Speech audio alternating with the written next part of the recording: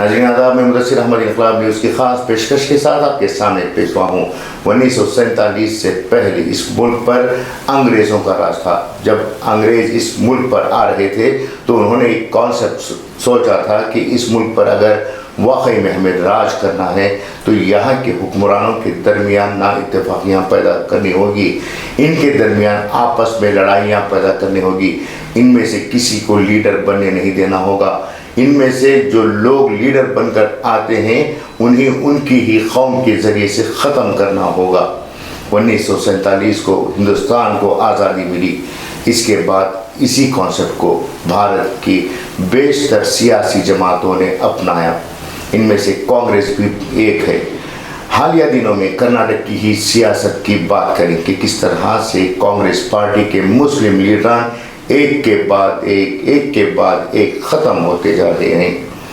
جس وقت ریاست میں جعفر شریف، کے جعفر شریف ایک ایسا نام ہے جو ملک نہ صرف کرناٹک کے بلکہ پورے ملک کے طاقتور لیڈروں میں شمار ہونے والا نام ہے۔ جب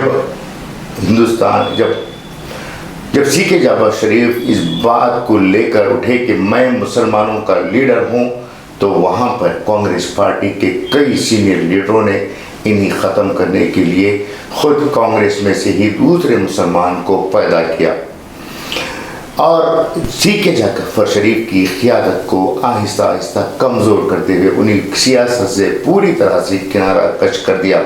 نہ صرف جعفر شریف کو سیاست سے دور کر دیا بلکہ ان کی نسل کو بھی کانگریس پارٹی نے نظر انداز کر دیا۔ آج کے جعفر شریف کی آل میں سے شاید ہی کوئی مضبوط سیاستدان بن کر ابھرا ہو۔ اس کے بعد بات آتی ہے رحمان خان کی۔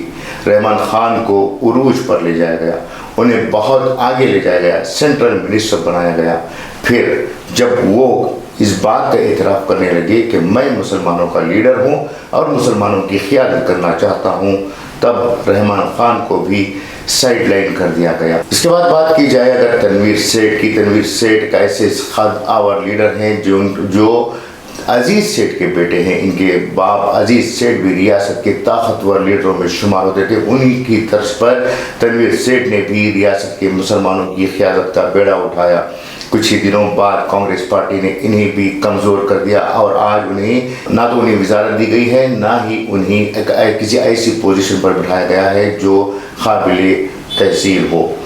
اس کے بعد ہم بات کرتے ہیں روشن بیگ کی۔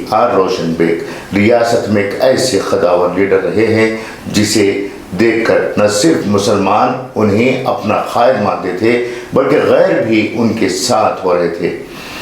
ایم میں جیسے چھوٹے سے معاملے کو لے کر، جبکہ اور بھی اس سے بڑے بڑے کئی گھوٹالے، کئی معاملات دوسرے سیاستدانوں پر ہیں، لیکن روشن بیگ کو ایم میں جیسے معمولی سے گھوٹالے کے معاملے کو لے کر بلی کا بکرا بنا دیا اور انہیں بھی پوری طرح سے ختم کرنے کے لیے کانگریس پارٹی نے ایک نئے لیڈر کو پیدا کر دیا۔ سلسلہ یہی نہیں رکا، ہر دور میں کانگریس پارٹی نے مسلمانوں کا قائد بن کر جو بھی ابھرا ہے اسے ختم کرنے کے لیے نئے چہرے کو لا کھڑا کیا۔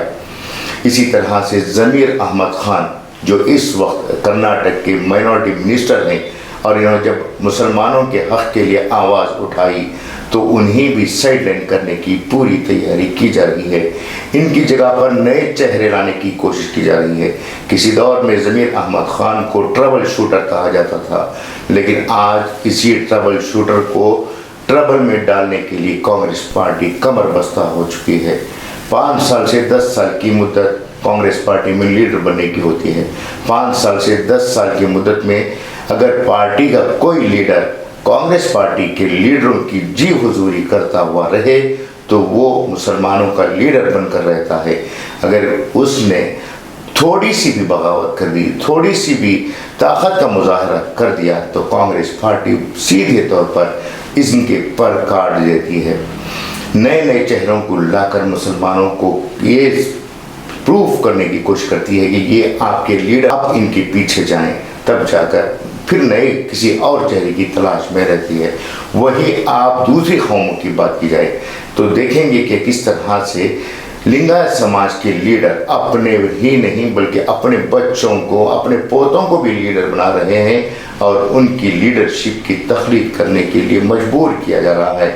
इसी तरह से सिद्धरामैया की बात की जाए तो उन्होंने अपने इख्तिदार के दौरान ही अपने बेटे को लीडर के तौर पर पेश करने की कोशिश की है।